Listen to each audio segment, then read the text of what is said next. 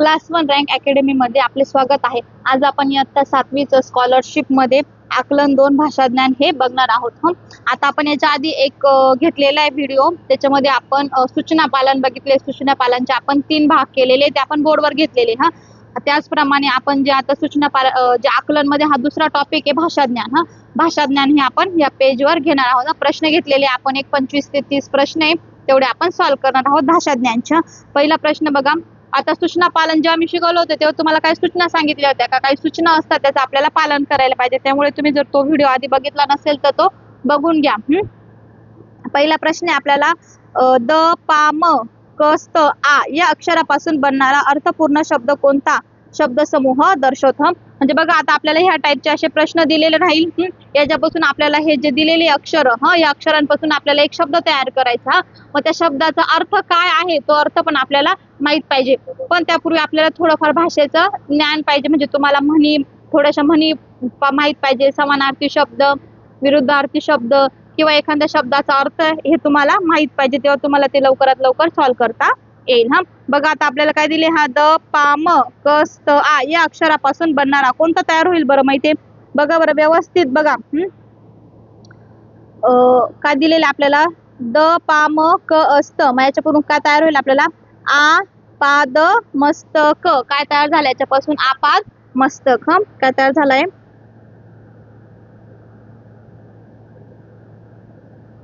आपाद मस्तक हा शब्द तयार झालेला। आता या शब्दाचा अर्थ काय तुम्हाला माहितीये का? तर बघा, डोक्याच्या वर आहे का? हा नाही। आपाद मस्तक म्हणजे काय? पायापासून ते डोक्यापर्यंत, तळपायापासून ते डोक्यापर्यंत याचा अर्थ होतो। मग आपल्याला काय पहिला ऑप्शन काय दिलेले, डोक्याच्या वर। डोक्याच्या वर असेल का? तर नाही। पाय आणि डोके, बघा आता आपल्या याच्यामध्ये पाय आणि डोकं आहे, पण पायापासून ते डोक्यापर्यंत पाय आणि डोके येईल का माहितीये? तर ते येणार नाही। डोक्यावरील टोपी, टोपीचं काही विशेष नाही, त्यामुळे हा ऑप्शन येणार नाही। मग उरला काय आपल्याला, पायापासून ते डोक्यापर्यंत, हा काय मग आपला करेक्ट ऑप्शन आहे। म्हणजे आन्सर काय आपलं 4 जे आहे, पायापासून ते डोक्यापर्यंत, हा काय असणार आहे आपला करेक्ट आन्सर असणार आहे। याच प्रकारे आपल्याला प्रश्न सॉल्व्ह करायचे आहे। बघा, आता पुढचा प्रश्न दिलेला आपल्याला, पानपत्रावळ या शब्दातील अक्षरांचा क्रम न बदलता किती 2 अक्षरी अर्थपूर्ण शब्द तयार करता येईल? आता ह्या प्रकारचे प्रश्न ना खूपदा आलेले, म्हणजे आता बघा, पानपत्रावळच्या ऐवजी तुम्हाला दुसरं एखादं देतील। जरी तुम्ही 2026, 27, 28 कोणत्याही वर्षासाठी पेपर देणार असाल, पॅटर्न हे सेम असता, फक्त इथे हे जे असे शब्द आहे ना, हे काय होता ते बदलता। बाकी हे पुढचे अक्षर, बाकीचा पुढचा प्रश्न तर सेमच असतो। फक्त जो मेन आपल्याला प्रश्न दिलेला आहे पानपत्रावळ, याच्या ऐवजी दुसरे पण ते देऊ शकता। बघा, आता पानपत्रावळ या शब्दातील अक्षरांचा क्रम, आपल्याला अक्षराचा क्रम बदलायचा नाही। याचा अर्थ काय? आता पा पासून कोण कोण तयार होईल? पा पासून तर घ्या, पहिला काय झाला पान, पा पासून, नंतर पा पासून काय तयार झाला? पाप, नंतर पा पासून काय तयार झाला? पात्रा। म्हणजे पा पासून काय तयार झाला? पाव, त्यानंतर पा पासून काय झाला? पाड। आता आपल्याला क्रम न बदलायचा, याचा अर्थ काय? आता पा झालाय ना, आता न चा घ्यायचा, पण न चा आपण पुढे जाणार, इथे पुढे बघायचं आपल्याला, मागे बघायचंय का? तर नाही। मग न पासून कोणता शब्द तयार होईल? तर नप। काय तयार झाला? नप, नंतर काय तयार झाला? नत्रा, त्यानंतर काय तयार झाला? नऊ, त्यानंतर काय तयार झाला? नळ। आता न च झालं। आता प पासून बघा, प पासून कोणता शब्द तयार झाला आपल्याला? पत्रा, त्यानंतर पव, त्यानंतर काय झाला? पळ। प च झालं। आता काय उरलं आपल्याकडे? त्रा उरलाय। त्रा पासून कोणता तयार होईल? त्राव आणि त्राळ। काय तयार झाला? त्राळ। आता व उरलाय, व पासून काय एकच शब्द तयार होईल, कारण वच्या पुढे एकच अक्षर आहे, म्हणून एकच शब्द तयार झाला। काय येईल मग इथे? वळ। काय तयार झालाय? तर वळ। मग आता बघा, आपल्याला फक्त शब्दच तयार करायचे का? तर नाही, काय विचारलेलं आपल्याला? अर्थपूर्ण शब्द पण तयार करायचे। अर्थपूर्ण शब्द पण आपल्याला त्याच्यापासून तयार करायचे। कसे येणार मग इथे? पान, पान या शब्दाचा अर्थ आहे का? तर हो आहे। मग आपला हा येणार, मला आपण डॅश केला। त्यानंतर पाप, पाप शब्दाचा अर्थ माहितीये का तुम्हाला? हो माहितीये। मग पापला आपण काय केला? आपण गोल केला। पात्रा शब्द कधी ऐकलेला आहे का? तर नाही। मग पात्रा शब्दाचा आपल्याला अर्थ माहित नाही, मग तो सोडून द्यायचा। पाव माहितीये तुम्हाला? हो माहितीये। पाळ माहितीये? हो, पाळ पण माहितीये आपल्याला। खालच्या याच्यामध्ये नप माहितीये का तुम्हाला? नप हा शब्द कधी ऐकलेला आहे का? तर नाही ऐकलेला। नत्र ऐकलेला आहे का कधी? तर नाही ऐकलेला। नऊ ऐकलाय हो, नऊ नऊ नवीन आपण म्हणतो हा. नळ ऐकलेला आहे हो, प्रत्येकाच्या घरी नळ असतो त्यामुळे नळ पण आपण ऐकलेला आहे. पुढचं बघा, पत्र ऐकलेला आहे हो, त्यांचे घर असतात पत्र्याचे, पत्र शब्द आपण ऐकलेला आहे. पव ऐकलेला आहे का तुम्ही? तर पव हा ऐकलेला नाही. त्यानंतर पळ ऐकलाय का? हो, पळ ऐकलेला आहे. हा. त्राव ऐकलाय का कधी? नाही.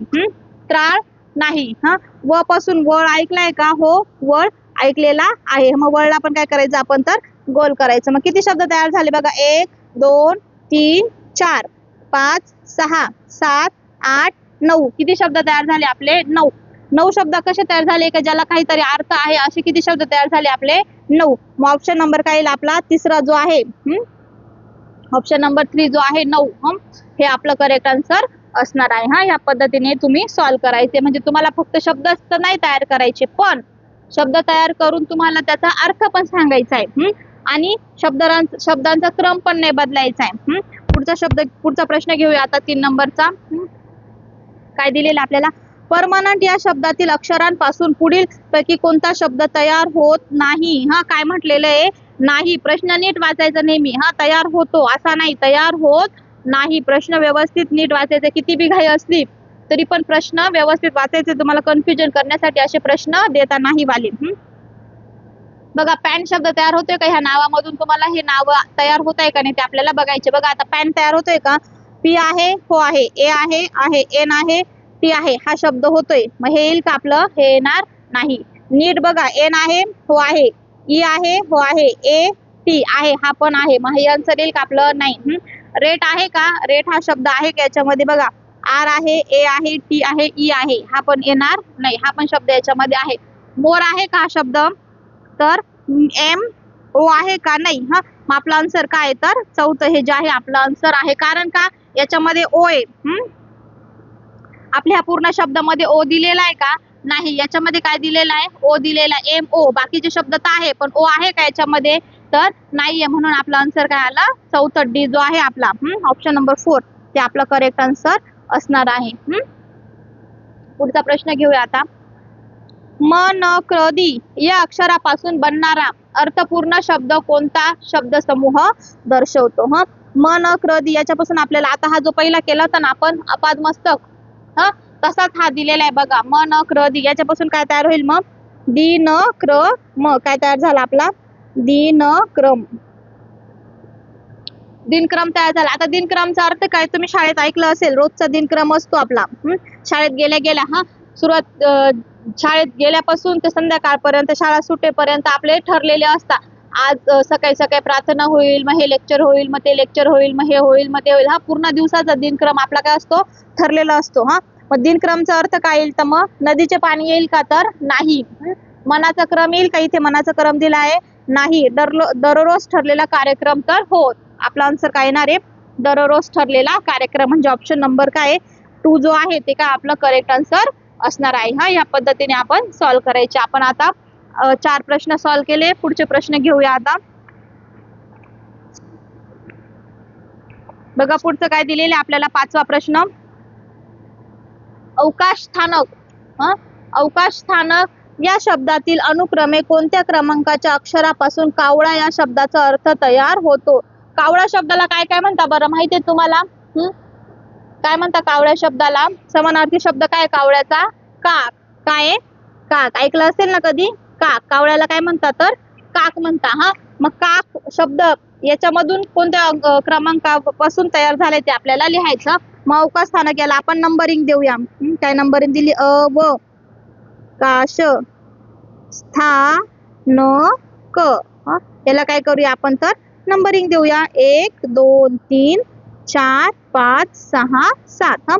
आपला शब्द काय आपला? का. काला किती नंबर आहे बघा बरं? 3. मग काचा काय आला आपला? 3. आणि क चा नंबर किती आहे? तर 7. मग इथं काय येईल? 3 व 7. ऑप्शन नंबर काय आहे बघा.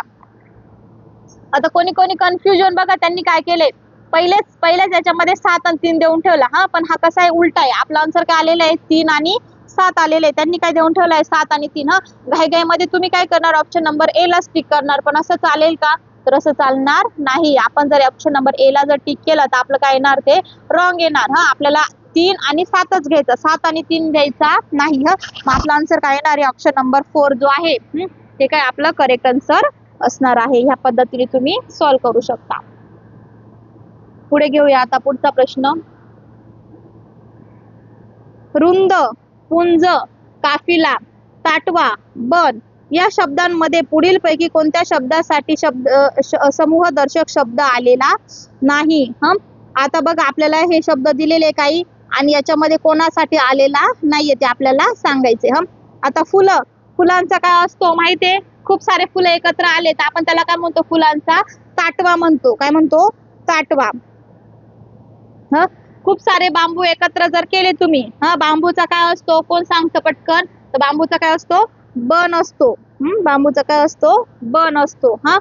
खूप सारे तारे एकत्र जेव्हा असतात, मोठ्यांकडून ऐकलं असेल, ताऱ्यांचा पुंज. काय म्हणतात? ताऱ्यांचा पुंज. मग बघा रुंद नाही आपला पुंज झाला, ताटवा झाला, बन झाला. मग गुरांसाठी काय असतो बरं? गुरांचा काय असतो? खूप सारे गुरे जेव्हा एकत्र असतात, आपण म्हणतो ना गुरांचा कळप चाललेला आहे, कळप आहे. खूप सारे कळप आहे गुरांचे. मग गुरांसाठी आपण काय शब्द वापरतो? गुरांच्या ग्रुपला काय म्हणतो आपण? तर कळप म्हणतो. काय म्हणतो? कळप. मग आता कळप शब्द इथे आलेला आहे का? नाही. रुंद आलेला आहे, पुंज, काफिला, ताटवा, बन. मग कोणता आलेला नाहीये? गुरांचा आले का कळप? नाही आलेला. मग आपला आन्सर काय येईल? तर चौथं जे ऑप्शन नंबर 4 आहे ते काय आपलं करेक्ट आन्सर आहे. या पद्धतीने तुम्ही सॉल्व्ह करू शकता. आता ह्या प्रश्नांसाठी तुम्हाला थोडं वाचनाची गरज पाहिजे. जर तुमचं वाचन चांगलं असेल तर तुम्ही ह्या पद्धतीचे प्रश्न सॉल्व्ह करू शकता. इथे तुम्हाला वाचन म्हणजे फुलांचे गुच्छांना काय म्हणतो आपण, बांबूच्या गुच्छांना काय म्हणतो, असं आपल्याला थोडंफार माहित पाहिजे. भाषेचं थोडं ज्ञान असेल तर तुम्ही हे प्रश्न सॉल्व्ह करू शकता. पुढचं घेऊया आता. पुढचा प्रश्न काय म्हटलेला आहे आपल्याला? होता वेळ नव्हती पण काळ आली आला या शब्दापासून अर्थपूर्ण म्हण तयार करा. म्हणीतील 8व्या स्थानावर कोणते अक्षर आहे? आता याच्यापासून तुम्हाला काय तयार करायचं आहे? म्हण तयार करायची. कॉमन म्हण आहे अशा, म्हणजे थोड्याफार असतात 10-20 म्हणी का त्याच्यावरच प्रश्न विचारता, म्हणून काय तुम्हाला खूप साऱ्या म्हणी पाठ करायच्या असं काही नाही. आता ही जी म्हण आहे ना, ही नेहमी आपण वापरतो. काय? काळ आला होता पण वेळ आली नव्हती. म्हणजे बघा एखाद्याची समजा दुर्घटना झाली, खूप मोठा ऍक्सिडेंट झाला, पण तरी पण तो वाचला. आणि एखाद्याचा साधा तो चालता चालता पडला आणि तो वारला. मग आपण काय म्हणतो? तो साधा चालला होता तरी तो वारला आणि याचा एवढा मोठा ऍक्सिडेंट झाला तरी याला काहीच नाही झालं. मग आपण इथे काय म्हणतो? काळ आली होती पण वेळ आली नव्हती. म्हणजे त्याचा काळ आला होता, काळ घडून आला, पण त्याची वेळ होती का अजून जायची? तर नाही. म्हणून याचा अर्थ काय होतो? मग काळ आला होता पण वेळ आली नव्हती. मग लिहूया आपण या म्हणेचा अर्थ. पण आपल्याला फक्त म्हणच नाही तयार करायची, पुढे अजून सॉल्व्ह करायचे. म्हण लिहून द्या आपण. काळ आला होता पण वेळ आली नव्हती. आता म्हण तयार केली आपण. पुढचा प्रश्न काय म्हटलंय त्यांनी? म्हणीतील 8व्या स्थानावर कोणते अक्षर आहे? 8व्या स्थानावर. आता आपण याला काय करूया? नंबरिंग करून घेऊया. 1 2 3 4 5 6 7 8. काय आले? आपला 8व्यावर कोणता आलेला आहे? न. काय आलेला आहे? न. मग आपला ऑप्शन नंबर काय येणार आहे? ए जो आहे 1 न, ते काय आपलं करेक्ट आन्सर असणार आहे. या पद्धतीने आपण सॉल्व्ह करू शकतो. पुढचा प्रश्न घेऊया आता. अनघड या शब्दातील घ या अक्षराने किती अर्थपूर्ण शब्दांची सुरुवात होते? आता आपल्याला घ पासून शब्द तयार करायचे, पण बघा आता इथं आपल्याला म्हटलंय का क्रमवार घ्या का काही. जो आपण पाठीमागे एक प्रश्न सॉल्व्ह केला त्यांचा आपल्याला क्रम नव्हता बदलायचा. इथे म्हटलेलं आहे का असं क्रम वगैरे बदलू नका? काहीच नाही म्हटलेलं आहे. मग असं काही जेव्हा म्हटलेलं नसेल तेव्हा तुम्ही क्रम बदलला तर चालतो. पण जेव्हा त्यांनी म्हटलेलं असेल क्रम न बदलता तेव्हा तुम्ही क्रम बदलायचा नाहीये. बघा मग आता घ पासून तयार करायचं आहे ना आपल्याला. मग घ पासून कोणता तयार होईल? घ पासून इकडे घड. काय तयार झाला? घड. नंतर घ अ तयार झाला. आणि काय तयार झाला? घन. 3 शब्द तयार झाले. पण आपल्याला विचारलेलं काय? अर्थपूर्ण शब्द विचारलेलं काय आपल्याला? अर्थपूर्ण शब्द. घड या शब्दाचा तुम्हाला अर्थ माहित आहे का? तर हो माहित आहे आम्हाला. मग आपण हा शब्द घेणार आहे. घ अ शब्द कधी ऐकलेला आहे का तुम्ही? तर नाही. मग आपला हा अर्थपूर्ण शब्द नाहीये. घन शब्द ऐकलेला आहे का? हो ऐकलेला आहे. घन पण ऐकलेला आहे, घड पण ऐकलेला आहे. मग आपला आन्सर काय येणार आहे तर 2 येणार आहे. हा, ऑप्शन नंबर 2. आता बघा इथे कोणी कोणी कन्फ्युज होऊ शकतं एक्झामच्या वेळेस. शब्द तयार करून घेतील हा, पण अर्थपूर्ण शब्दच तयार होणार नाही. हा, म्हणजे प्रश्न व्यवस्थित वाचायचा, अर्थपूर्ण शब्द म्हटलेले आहे त्यांनी इथे. हा, मग आपले किती अर्थ तयार झालेले याचे? 3 शब्द तयार झाले, पण अर्थ दोघांचेच तयार झाले, म्हणून आपला आन्सर काय येणार आहे तर 2 हे आन्सर येणार आहे. या पद्धतीने तुम्ही सॉल्व्ह करू शकता. 8 प्रश्न सॉल्व्ह झालेले आपले. पुढचे प्रश्न घेऊया आता. 9वा प्रश्न काय आपलं? 9वा प्रश्न, गीत रामायण हे भावगीत काव्य कोणी लिहिले? कोणी लिहिले तर हे गीत रामायण हे भावगीत जे आहे हा ते कोणी लिहिले तर ग दि माडगुळकर यांनी लिहिलेले आहे. हा, हे तुम्ही डायरेक्ट पाठ करायचे. ग दि माडगुळकर यांनी लिहिलेले आहे. पुढचा प्रश्न घेऊया आता. ऋतूंची सुरुवात शरद ऋतूपासून होते असे मानल्यास, हा मानल्यास म्हटलंय, पण खरंच होते का? नाही. कोण सांगतं कोणत्या ऋतूपासून होते तर कमेंट मध्ये सांगायचे पटकन. कोण सांगतं? वसंत ऋतूपासून होते. हा, पण यांनी आपल्याला प्रश्न काय विचारलेला आहे? ऋतूंची सुरुवात शरद ऋतूपासून होते असे मानल्यास 5व्या ऋतूचे सुरुवातीचे अक्षर कोणते? हा, इथं काय नाव आहे? 5व्या. 5व्या विचारलेलं आपल्याला. 5व्या ऋतूचे सुरुवातीचे अक्षर कोणते? हा, टोटल ऋतू किती कोण सांगतं? 6 ऋतू आहे. हा, कोणते कोणते? सुरुवात कशापासून होते? वसंत, त्यानंतर ग्रीष्म, त्यानंतर वर्षा, त्यानंतर शरद, नंतर हेमंत, नंतर शिशिर. पण आपल्याला मानायचं कशापासून आहे? काय म्हटलेले आपल्याला? मानायचं कशापासून आहे? शरद पासून. काय मानायचं आपल्याला? सुरुवात मानायची. आपण शरदला काय नाव देणार? 1 नाव दिलं, हेमंतला 2, शिशिरला 3, वसंतला 4 आणि 5व्याला काय येईल आपलं? ग्रीष्म हे नाव येईल. हा, मग आपला आन्सर काय येईल तर ग्री. हा, ऑप्शन नंबर 3 जो आहे तो काय येणार आहे? आपला आन्सर येणार आहे. हा, बघा प्रश्न व्यवस्थित वाचायचा आहे. हा, ऋतूंची सुरुवात शरद ऋतूपासून होते असे मानल्यास म्हटलेलं होतं आपण. हा, पण आपल्याला माहिती आहे आपल्या ऋतूंची सुरुवात कुठून होते? वसंत पासून होते की नाही? मग आपण हे ऋतू लिहून घेतले, वसंत, ग्रीष्म, वर्षा, शरद, हेमंत, शिशिर हे लिहून घेतले. हा, पण आपल्याला मानायचं कुठून आहे आन्सर काढताना? तर शरद पासून 1 मानला आपण. हा, हेमंतला 2 दिला, शिशिरला 3 दिला, वसंतला 4 आणि ग्रीष्मला 5. मग 5वा ऋतू कोणता येणार आहे आपलं तर ग्रीष्म. त्याची सुरुवात काय होते तर ग्री वरून होते, म्हणून आपला आन्सर काय आलं? 3 हे आन्सर आलेला आहे. पुढचं घेऊया आता. समजतंय तुम्हाला? पुढचं घेऊया. आपला 11वा प्रश्न आहे आता. वा, किती छान रांगोळी, सीमा म्हणाली. वाटतं आपण खरंच समुद्रकिनारी बसलो आहोत. या वाक्यात किती वेळा विरामचिन्हे आलेली आहेत? हा, विरामचिन्हे किती किती आली ते आपल्याला सांगायचे. आता याच्यामध्ये काय काय आलेली आहे? दुहेरी अवतरण चिन्ह आलेले. हा, याला काय म्हणतो आपण? दुहेरी अवतरण चिन्ह. बघा इथे पण आहे. हे पहिलं दुहेरी अवतरण चिन्ह आणि हे दुसरं. म्हणजे दुहेरी अवतरण चिन्ह किती आलेली तर 2 आलेली आहे. स्वल्पविराम, हा हे काय असतात तर स्वल्पविराम असतात. स्वल्पविराम किती आलेले तर स्वल्पविराम पण 2 आलेले. इथे 1 आणि इथे 1. आणि उद्गारवाचक हे जे आहे याला काय म्हणतो आपण? उद्गारवाचक. उद्गारवाचक किती आले? 2. आणि स्वल्प पूर्णविराम हा जो आहे याला काय म्हणतो आपण? पूर्णविराम. तो किती आलेला आहे? 1 आलेला आहे. मोजूया मग आपण काय काय आहे तुम्हाला माहित पाहिजे. दुहेरी अवतरण. दुहेरी अवतरण कसं असतं ते? हे असं असतं बघा. हे असं असतं दुहेरी अवतरण. किती वेळेस आलंय ते? 2 वेळेस आले. हे बाई, इथून इथपर्यंत एकदा आलं आणि इथून इथपर्यंत एकदा आलं, म्हणजे किती वेळेस आलं तर 2 वेळेस आलं. दुहेरी अवतरण. स्वल्पविराम.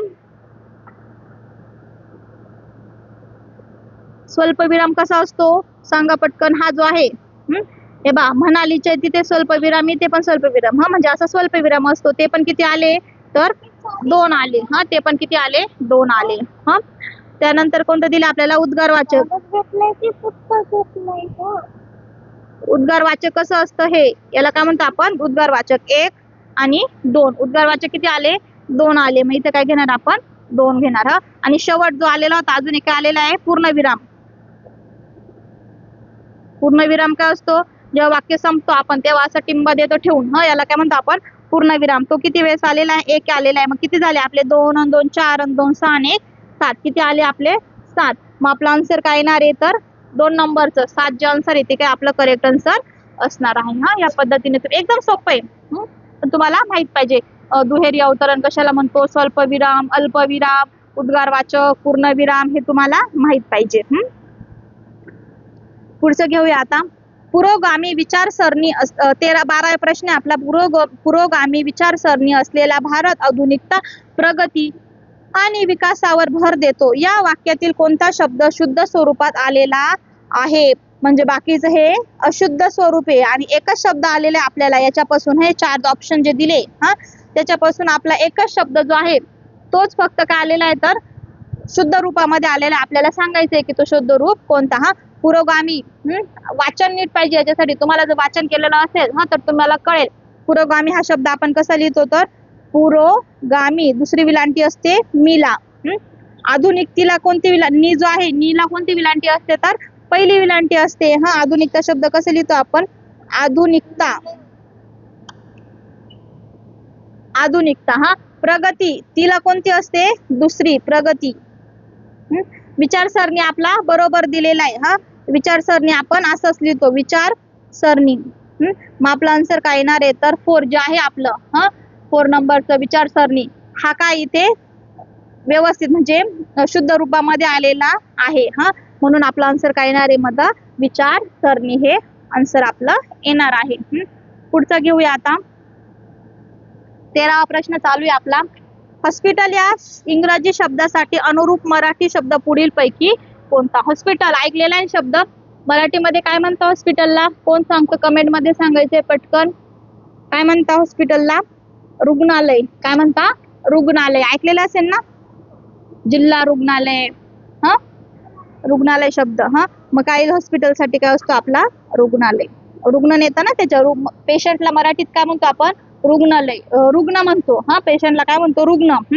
म्हणजे तो खूप सारे पेशंट एकत्र येतात त्याला काय म्हणणार आपण? रुग्णालय। इंग्लिश मध्ये काय म्हणतात त्याला? हॉस्पिटल असे म्हणतात। 13 प्रश्न आपण सॉल्व्ह केलेले आहे। अजून एक प्रश्न काही घेऊया आता। 14वा प्रश्न।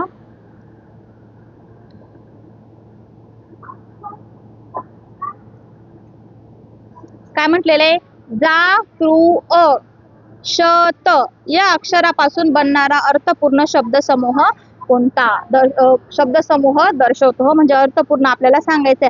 आता बघा याच्यापासून काय शब्द तयार होईल बघा, तिसरा आलेला आहे 3 आले असे। काय येईल बघा, अजात शत्रू। काय याचा अर्थ? अजात शत्रू। अजात शत्रू हा शब्द काय झाला आपला तयार झाला। मग अजात शत्रूचा अर्थ काय बरं, कोण सांगतं पटकन सांग। अजात शत्रू म्हणजे काय?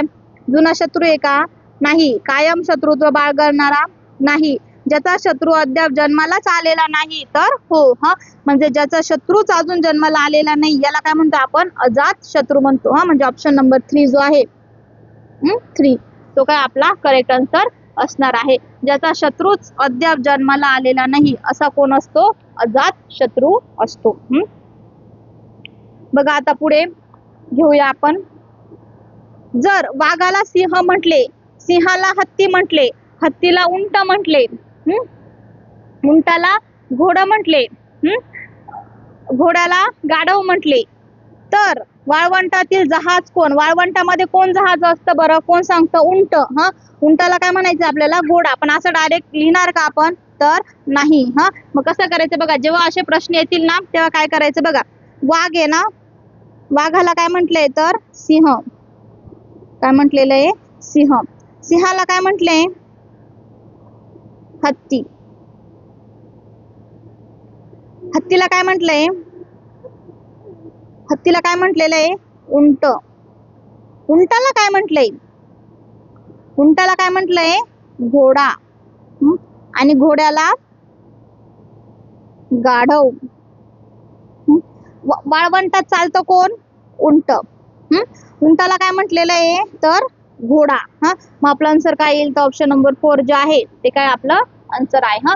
डायरेक्ट नाही करायचं, अशा जोड्या बनवून घ्यायच्या, कारण कधी कधी उलट पण विचारलं जातं। त्यामुळे अशा जोड्या बनवून घ्यायच्या आणि मग तेव्हा तुम्ही सॉल्व्ह करायचं। आम्ही जेव्हा UPSCचं एक्झाम द्यायचो त्याच्यामध्ये असं उलट विचारायचे इकडच्याला, तेव्हा खूप कन्फ्युजन व्हायचं।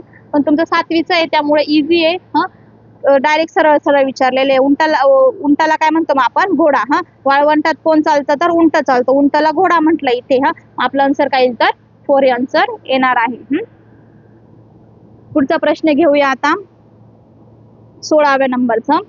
मी काही जे प्रश्न होते आता बघा, याच्या आधीच जे काही घेतलेले ते मी बोर्डवर घेतलेले आणि हे आता पेजवर घेतले. तर कमेंट मध्ये नक्की सांगा का तुम्हाला बोर्डवरचं चांगलं वाटतंय की पेजवरचं, कारण पेजवर मला घेण्यासाठी सोपं आहे.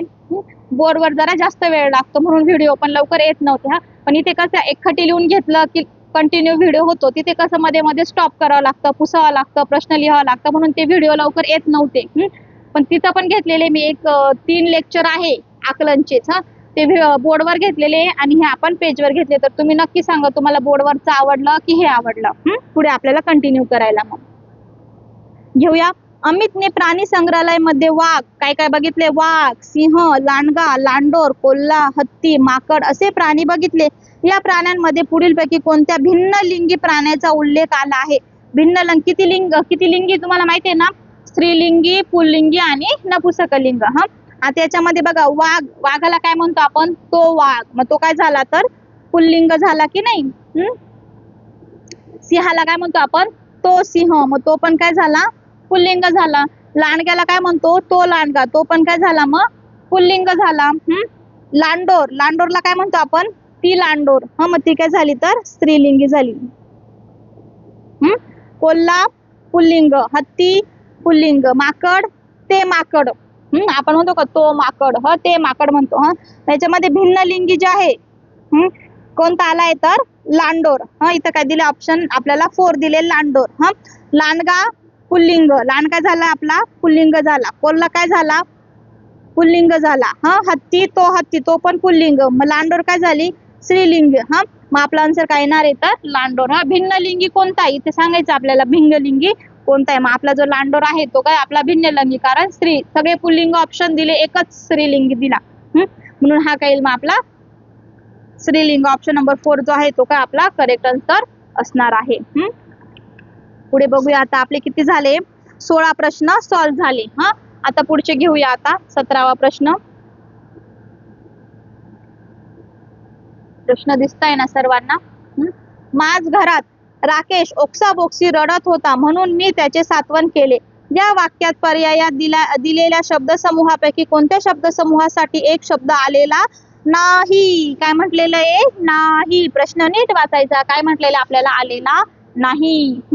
आता बघा, मोठ्याने हेल काढून रडणे. मोठ्याने हेल काढून रडण्याला इथे काय आलेला आहे? माझ घरात राकेश ओक्साबोक्सी रडत होता. ओक्साबोक्सी कसा रडत होता? ओक्साबोक्सी म्हणजे काय असतं? मोठ्याने हेल काढून रडणे. मग याचा अर्थ काय झाला? ओक्साबोक्सी. भावनांचा आवेश. मोठ्याने हेल काढून रडणे. भावनांचा आवेश. आता इथं दिले का भावनांचा आवेश साठी? तर मला तर काय दिसत नाहीये. पुढचं बघूया. घराच्या आतील खोली. घराच्या आतील खोलीला काय म्हणतो आपण? माझघर. काय म्हणतो? माझघर. दुःखद प्रसंगी दिलेला दिलासा काय म्हणतो आपण त्याला? सांत्वन. सांत्वन केलं नाही का? एखादं खूप रडत असतो, मग आपण त्याला नको रडू रे, नको रडू, आपण काय त्याचं करतो? सांत्वन करतो. म्हणजे त्याला म्हणतो दुःखद प्रसंगी तो रडत असेल तर आपण त्याला सांगतो रडू नको, त्याला काय म्हणतो आपण? मग सांत्वन म्हणतो. घराची जी आतील खोली असते तिला काय म्हणतो आपण? माझघर. मोठ्याने हेल काढून रडण्याला काय म्हणतो? ओक्साबोक्सी. मग आलेला कशाचा नाहीये? भावनांचा आवेश. याचा काय आलेला आहे? काही ते अर्थ तर आलेला नाही. मग याचं काय आपलं ऑप्शन नंबर 2. याचा अर्थ इथे आलेला नाही. ते करेक्ट आन्सर आपलं आहे. पुढे घेऊया आता 18वा प्रश्न चालू आहे आपला. पुढील पैकी कोणत्या शब्दात म हे वर्णाक्षर अनुनासिका सारखे आलेले नाही? अनुनासिका कोण सांगतं बरं? अनुनासिका शब्द कोणते असतात? मी पहिल्या लेक्चर मध्ये सांगितलंय. सूचना पालन मध्ये अनुनासिका म्हणजे काय? ज्याच्यावरती नाही का टिंब येतो त्याला काय म्हणतो आपण? अनुनासिक शब्द. किंवा असं आपण आता याला संप असं पण लिहितो आणि आपल्याला संप कसं लिहिणार आपण? संप असं पण लिहिणार. बघा, दोघं लिहिला काय फरक पडतोय का बरं? नाही. अर्थ दोघांचा एकच आहे. काय हा सुंभ. सुंभला कसं लिहिणार आपण? सुंभ असं त्यांनी दिले, आपण कसं लिहू शकतो? सुंभ. असं पण लिहिलं काय फरक पडेल का? नाही. संप आहे. संपला मी ते लिहून दाखवलं. अंबर आहे. अंबर हा शब्द असा लिहिला, आपण कसं लिहू शकतो, अजून अंबर असा पण लिहू शकतो जोड शब्दामध्ये. पण इथे म्हणूनला आपण वेगळ्या पद्धतीने लिहू शकतो का नाही, इथं अनुनासिक आलेला आहे का नाही. मग ज्याच्या डोक्यावर टिंब असतो आणि आपण असं जोडून लिहितो त्याला आपण काय म्हणतो, मग अनुनासिकासारखे शब्द. मग इथं कोणाला आलेला नाहीये, म्हणूनला आलेला नाहीये, म्हणजे ऑप्शन नंबर 3 जो आहे ते काय आपला करेक्ट आन्सर असणार आहे. पुढे घेऊया आता 19वा प्रश्न चालू आहे आपला. वनात एकीकडे गुंजारव, केकारव अन कलरव, तर दुसरीकडे भूतकार अन गर्जना ऐकू येत होत्या. या वाक्यात वनात राहणाऱ्या कोणत्या सजीवांचा बोध होत नाही. म्हणजे कोणाचा बोध नाहीये ते आपल्याला दिले, आपल्याला सांगायचे कोणाचा बोध नाहीये. बघा आता हंस जो आहे, हंस काय करतो, इथे याच्यामध्ये दिलेला आहे. हंस काय करतो तर कलरव. हंस काय करतो, कलरव दिलाय का इथे, हो दिलेला आहे. घुबड काय करतो तर घुबड काय करतो, भूतकार. भूतकारतो. घुबड काय करतो तर भूतकारतो. डास काय करता माहितीये ना, डास भुनभुन असे कानाजवळ येता आणि भुनभुन भुनभुन करत असता, मग डास काय करता, भुनभुन. मधमाशी काय करते, गुंजारती. म्हणजे गुंजारव. मधमाशी काय करते, गुंजाराव. कलरव आलेला आहे, हो आलेला आहे. भूतकार आलेला आहे. भुनभुन आलेला आहे का, भुनभुन आलेला नाही, म्हणजे ऑप्शन नंबर काय आपलं सी जे आहे ते काय याचं करेक्ट आन्सर असणार आहे. मधमाशीचं गुंजाराव पण आलेला आहे. तुम्हाला थोडं प्राण्यांबद्दल बी माहित पाहिजे. आता असा जर प्रश्न आला तर तुम्हाला माहित पाहिजे, हंस काय करतो, कलरव करतो, घुबड गुदकारतो, सिंह वाघ ते गर्जना करतात, मधमाशी गुंजारती, डास भुनभुन करतो, हे तुम्हाला माहित पाहिजे. या पद्धतीने आपण सॉल्व्ह करू शकतो. 19 प्रश्न झाले आपले. आता पुढे घेऊया 20वा प्रश्न चालू आहे आपला. धड चिंध्या एक भारा भारणा या शब्दांपासून अर्थपूर्ण म्हण तयार करा आणि योग्य अर्थ शोधा. याचा अर्थ काय बरं, कोण सांगतं. धड चिंध्या एक भारा भारणा म्हणजे याचा अर्थ कोणती म्हण तयार होईल याच्यापासून, एक ना धड भाराभार चिंध्या. याचा अर्थ कोण सांगतं कमेंट मध्ये सांगा, तोपर्यंत मी लिहिते. एक ना धड भाराभर चिंध्या. याचा अर्थ काय, एक ना धड म्हणजे एक पण व्यवस्थित नाही, एक पण काम व्यवस्थित करत नाही आणि अजून काम घेतले. मग त्याला काय म्हणणार आपण, एक ना धड भाराभर चिंध्या. बघा ऑप्शन बघा आता, खूप पसारा करणे येईल का, नाही येणार. भरभर काम करणे येईल का, नाही. एक बी काम व्यवस्थित करत नाही तर भरभर काम कसं काय करेल तो, ते पण येणार नाही. सगळेच काम अपूर्ण, तर आपलं काय सगळेच अपूर्ण असणे. ऑप्शन नंबर 3 जो आहे ते काय आपलं करेक्ट आन्सर आहे. म्हणजे एक बी पूर्ण करायचं नाही आणि पुढचं काम हातात घ्यायचं, त्याला काय म्हणतो मग आपण, सगळेच अपूर्ण असणे. पुढे बघूया आता 21वा प्रश्न आपला. आकाशाला स्पर्श करणारे उंच पहाड, विशालकाय खडक, हिरव्यागार घाटी आणि वेगाने वाहणारे स्वच्छ पाण्याच्या नद्या ईशानला साथ घालत होत्या. या वाक्यात गुण विशेषण किती वेळा आलेली आहे. गुण विशेषण तुम्हाला सांगायचं आहे. गुण विशेषण म्हणजे बघा आता एखाद्या गोष्टीचे गुण दाखवण्यासाठी, पहाड कसं आहे, उंच आहे, मग पहाडाचं गुण दाखवले की नाही, उंच पहाड. त्यानंतर कोण सांगतं, खडक आहे. खडक सगळीकडे असतात पण इथे कसे खडक आहे, विशाल काय म्हणजे एकदम मोठे मोठे खडक आहे, तो पण काय झाला त्याचा गुण झाला. घाटी आहे पण घाटी कशा आहे, हिरव्यागार. कशा आहे, हिरव्यागार झाला. आणि वेगाने वाहणाऱ्या स्वच्छ पाण्याच्या नद्या, नद्या आहे पण कशा आहेत त्या, स्वच्छ. ईशानला साथ घालत होत्या. मग बघा गुण विशेषण आले की नाही, किती आले, 1 2 3 4. मग काय ऑप्शन नंबर आपला 4 जो एक आहे, एक ऑप्शन आहे त्याच्यामध्ये 4 लिहिलेला आहे. मग आपला ऑप्शन नंबर 1 जो आहे तो काय आपला करेक्ट आन्सर असणार आहे. ह्या पद्धतीने आपण सॉल्व्ह करू शकतो. गुण विशेषण तुम्हाला माहित पाहिजे, गुण विशेषण, क्रिया विशेषण, नामे. बघा आता पुढचा प्रश्न घेऊया आपण. मी तुला नेहमी सांगतो की दररोज व्यायाम कर, तुझ्या शरीराची ताकद आपोआप वाढेल. या वाक्यात किती क्रिया विशेषण आलेले आहे. बघा वरचा प्रश्न गुण विशेषणचा होता, सोपा आहे की नाही, गुण विशेषण. आणि पुढचा काय आहे, क्रिया विशेषण. क्रिया विशेषण म्हणजे काय, क्रिया घडवून आणतो, त्याला काय म्हणतो आपण, क्रिया विशेषण. मग क्रिया विशेषण कोणते कोणते येईल, मी तुला नेहमी सांगतो. नेहमी काय झालं आपलं क्रिया विशेषण. दररोज, दररोज काय येईल आपलं क्रिया विशेषण. व्यायाम कर, तुझ्या शरीराची ताकद आपोआप कशी वाढेल, आपोआप वाढेल. हा मग काय झाली 1 2 3 ऑप्शन नंबर 3 जो आहे ठीक आहे आपली करेक्ट आन्सर असणार आहे. काय आले आपले किती आले तर 3 हे आलेले आहे. पुढचा घेऊया आता 22 झाले. आता पुढचा घेऊया आपला 23वा प्रश्न. बघा दिसतोय सर्वांना. माझं खेड अतिशय निसर्गरम्य आणि सुसंस्कृत होतं. घनदाट जंगल, दुथडी भरून वाहणारी नदी, निळे डोंगर, हिरवी रान. वरील वाक्यामधील अनुक्रमे नामे व विशेषणाची संख्या किती. बघा लागोपाठ 3 प्रश्न आले.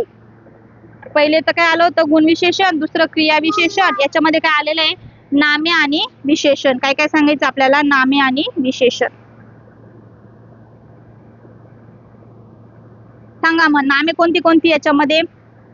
माझं खेड, खेड काय आहे तर नाम, माहिती काय आलं नाम. अतिशय खेड याला आपण करू. माझं खेड अतिशय निसर्गरम्य आणि सुसंस्कृत होतं. घनदाट जंगल, दुसरं काय आलं जंगल, जंगल हे काय नामे, इथं काय आलं मग जंगल नाम आलं. दुथडी भरून वाहणारी नदी, नदी पण काय आली ते नाम नदी.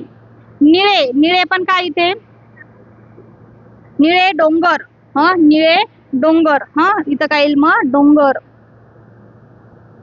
हिरवी रान, काय हिरवी रान, रान पण काय आली इथे नाम. नाम म्हणजे काय ज्याला आपण नामाने दर्शवतो. खेड, जंगल, नदी, डोंगर, रान हे सगळी काय झाली आपली नामे झाली. आता आपल्याला काय घ्यायची तर विशेषण घ्यायची. आता याच्यामध्ये विशेषण कोणती कोणती बरं सांगा पटकन विशेषण. पहिलं काय माझं खेड अतिशय निसर्गरम्य, त्याला पेन्सिलनी करते मी निसर्गरम्य. सुसंस्कृत हे पण काय आपलं विशेषण. घनदाट, घनदाट पण काय येईल आपलं विशेषण. दुथडी भरून वाहणारी नदी, नदी. निळे, निळे डोंगर, हिरवी रान, इथं काय आली हिरवी रान. मग घेऊया आपण विशेषण कोणते कोणते आले आपले. निसर्ग रम्य, सुसंस्कृत, घनदाट, निळे आणि हिरवी. 1 2 3 4 5 1 2 3 4 5 दोघं पण किती आली आहे 5 5 आली. मग आपलं बघा ऑप्शन बघा इथं 5 4 आहे का नाही 5 5 हो आहे.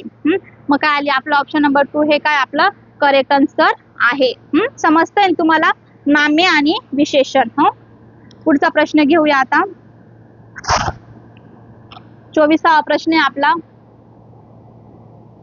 अथांग पसरलेल्या वाळवंटात एक सांडणीस्वार निर्विकार मुद्रा ठेवून प्रवास करीत होता. या वाक्यात पुढीलपैकी कोणत्या शब्दासमूहासाठी एक शब्द आलेला नाही. काय येणार मग कोण सांगतं.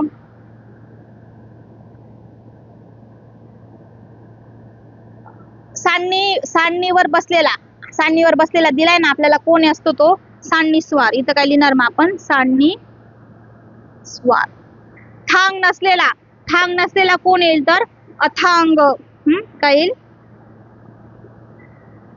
कोणताही आजार नसलेला दिलाय का तर नाही दिलेला. भाव नसलेला काय म्हणतो आपण निर्विकार. ज्याला काहीच नाहीये भाव नाही का आपण म्हणतो एकदम त्याला काहीच भाव नाही एकदम निर्विकार येतो. आपला कोणता आलेला नाही तर तिसरा जो आहे कोणताही आजार नसलेला तो आलेला नाहीये. मग आपला आन्सर काय येणार आहे तर 3 नंबरचं कोणताही आजार नसलेला. हे आपलं काय करेक्ट आन्सर आहे. प्रश्न घेऊयात बघू शकता तुम्ही सॉल्व करायचा प्रयत्न करायचा. एकदा दोनदा जरी तुम्ही बघितले तरी तुम्हाला समजून जाते. 24वा प्रश्न होता. आता शेवट आहे आपला 25वा प्रश्न.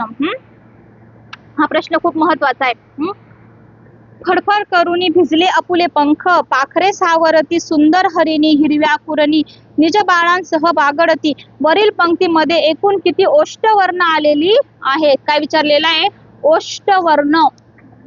कोण सांगतं बरं ओष्ठवर्ण कोणते कोणते आहे कोण सांगतं.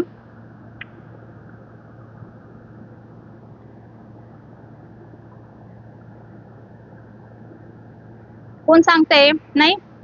काय येणार ओष्ठवर्ण म्हणजे काय बघा आता आपण एखादा शब्द बोलतो बोलताना एखादा शब्द बोलताना आपल्या ओठांचा वापर होतो बघा. एखादा शब्द बोलताना दोघं ओठ एकमेकांना काय होतात, चिटकतात. जसं की ओ किंवा उ, प, हा, भ, भ, म, फ, हा. इथे काय झाला, दोघं होठ एकमेकांना चिटकले का, हो चिटकताय. बाकीच्यांना चिटकता का, नाही. ड ड ड शब्द बोला बरं तुम्ही. ड ड ला चिटकतोय का होठ, नाही. आपण ड ड शब्द बोलताना आपला होठ चिटकत नाहीये. मग असे शब्द की जे आपण बोलताना आपले जे होठ आहेत ते एकमेकांना चिटकतात, त्यांना कोणते वर्ण म्हणता, मग ओष्ठवर्ण. मग आता बघा याच्यामध्ये आपल्याला शोधायचे. बघा इथे काय, फ, फ ला चिटकतोय, हो चिटकतोय. तुम्ही बी सोबत ट्राय करायचे म्हणजे तुम्हाला बी समजेल. फ. आता बघा ह्या वाक्याच्या ऐवजी तुम्हाला कोणतं बी वाक्य दिलं तरी तुम्हाला सॉल्व्ह करता येईल. कारण तुम्हाला ओष्ठवर्ण कळलंय काय असता. जे शब्द बोलताना, जे अक्षर बोलताना आपले होठ, दोघं होठ एकमेकांना चिटकतात ते ओष्ठवर्ण. आता फ चिटकला, ड ला चिटकला का, नाही. मग ड ने येणार. परत फ ला चिटकला का, हो चिटकला. ड ला चिटकला का, नाही चिटकला. क ला चिटकला का, नाही. रू, रू ला चिटकला, हो चिटकलाय. मग काय ते रू. नी ला चुकला का, नाही. भी, भीला चिटकला. ज बोला बरं, ज नाही. ले नाही. अ नाही. पू, पूला चिटकला, हो. ले नाही. प, प ला चिटकला. ख ला चिटकला का, नाही. पा, पाला चिटकला. ख, रे नाही. सा, व नाही. री नाही. ती नाही. सू, सूला चिटकला. ही, ह, री, नी नाही. ही, र, व्या नाही. कु, र, कु, कुला. र, नी नाही. नी नाही. ज नाही. बा, बाला चिटकला. रा, सह, बा चिटकला. किती झाले मग, 1 2 3 4 5 6 7 8 9 10 11. किती आले, 11. किती आला मग ऑप्शन नंबर 1 जो आहे 11 तो आलेला आहे. मग आता बघा आपण सांगू शकतो कोणत्या कोणत्याला चिटकतो, तर उ, उ, ओ आणि औ साठी. हे कोणते होते आपले स्वर. स्वर मध्ये इत्यादींना चिटकतो. त्यानंतर व्यंजनामध्ये कोण सांगतो, प, भ, ब, भ, म, फ, क यांच्यासाठी पण येतो. औष्ठवर्ण आपला येतोय. या पद्धतीने तुम्ही सॉल्व्ह करू शकता. औष्ठवर्ण काय होता, तर मग जे आपण बोलतो तेव्हा ते आपले होठ काय होता, एकमेकांना चिटकतात, त्याला काय म्हणतो आपण, औष्ठवर्ण असे म्हणतो. आकलन 2 होता भाषा ज्ञान, ते काय झालं आपलं इथे संपलेलं आहे.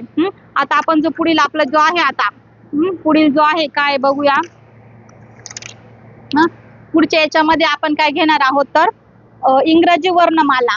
इंग्रजी वर्णमाला आपण घेणार आहोत. याच्यातलाच येतो. आता आपण काय घेतलेले, आकलन. आकलन मधला आपला सूचना पालन झाला, भाषा ज्ञान झाला. आता हा जो आहे इंग्रजी वर्णमाला ते आपण घेऊया. हे 2 झालेले आपले. पहिला सूचना पालन मी बोर्डवर घेतलेला आहे आणि हा दुसरा भाषा ज्ञान जेवढं घेतले ते आपण इथं पेजवर घेतलेले. आता इंग्रजी वर्णमाला हा पुढचा व्हिडिओ राहील आपला, तो पण आपण पेजवर घेऊया. भेटूया पुढील व्हिडिओमध्ये. व्हिडिओला लाईक, शेअर आणि सबस्क्राईब करा. थँक्यू.